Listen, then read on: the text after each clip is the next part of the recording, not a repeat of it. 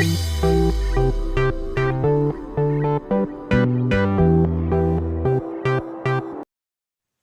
वालेकुम, welcome to food terrace. कैसे हैं आप सब? उम्मीद है खैरियत से होंगे।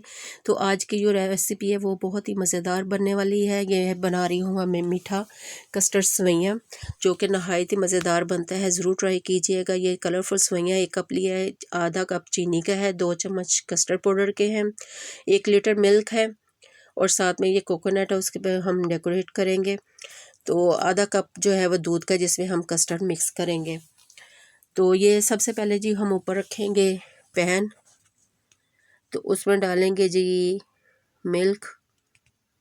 1 लीटर मिल्क से बना रही हूँ। अगर आप ज़्यादा बना रहे हैं तो आप इसी चीज़ों को कम या ज़्यादा कर सकते हैं।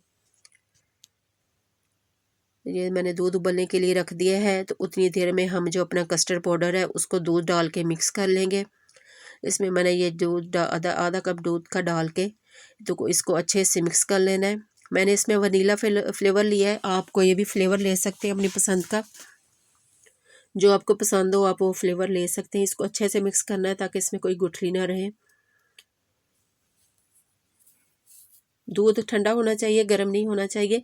तो ये देखें जी कस्टर्ड हमारा अच्छे से मिक्स हो गया है, इसमें कोई गुठली नहीं है। ये देखें अच्छे से इसको मिक्स करके हमने रख दिया साइड पे। तो अब दूध में डालेंगे जी आधा कप चीनी का।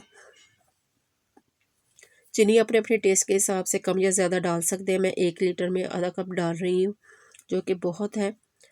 अगर आप ज़्यादा खाते हैं मीठा खाते हैं तो आप इसमें ज़्यादा डाल सकते हैं, लेकिन 1 लीटर में आधा कप चीनी का बहुत है। तो जैसे ही दूध को बॉयल आना शुरू होगा, इसमें हम ये कलरफुल सवैयाँ डाल देंगे और इसको हल्की आंच पे थोड़ी देर के लिए दूध में ही पकाएंगे ताकि ये थोड़ी सी नरम हो जाए।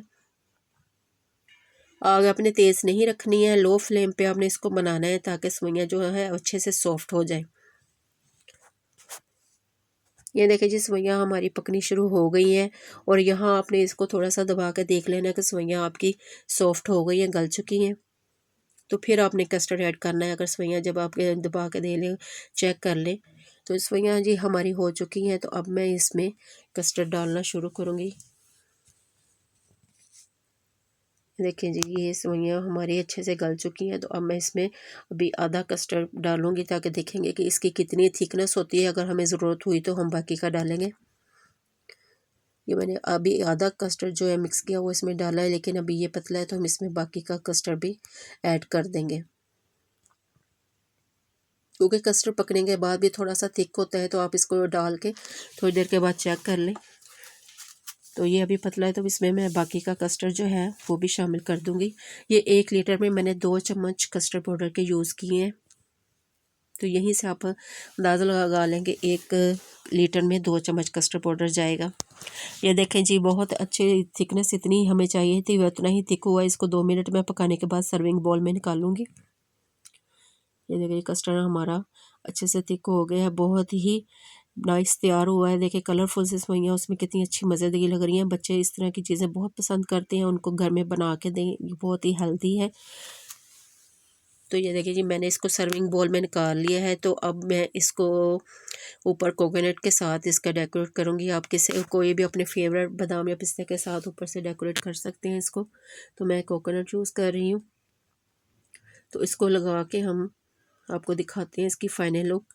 तो अगर अभी तक आपने मेरे चैनल को सब्सक्राइब नहीं किया है तो जल्दी से मेरे चैनल को सब्सक्राइब करें, बेल के बटन को दबाएं ताकि आपको नई से नई वीडियो देखने को मिले।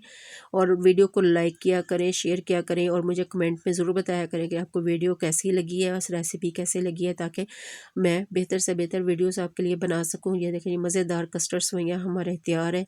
मेहमानों के लिए बनाएं और आने वाली ईद पे भी ज़रूर बनाइएगा, ज़रूर ट्राई कीजिएगा इस मीठे को। बहुत ही मज़ेदार तैयार होता है।